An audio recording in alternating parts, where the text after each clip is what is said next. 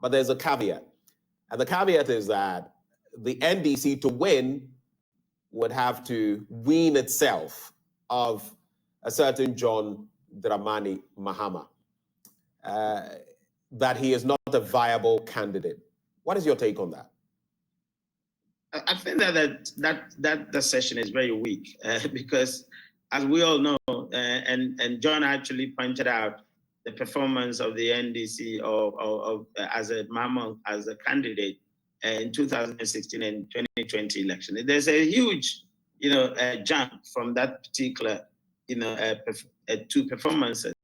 And so when you're making a session, you would expect to put it in context.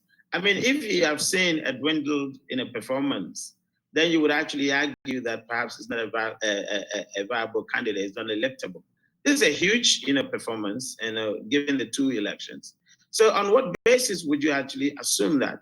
Granted that perhaps you have actually spoken to people and there's a popular sway of opinion that they have to be, the former president has to be changed.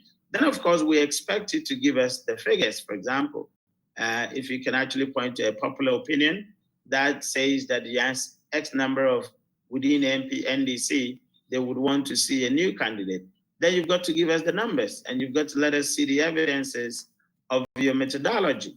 But then you cannot, come out with your own opinion and say that you would expect them to inject a fresh candidate without any solid, basis for that. I think that is completely, weak, so to speak. I would expect a very robust, debate, a very robust argument, supporting that position, but I don't see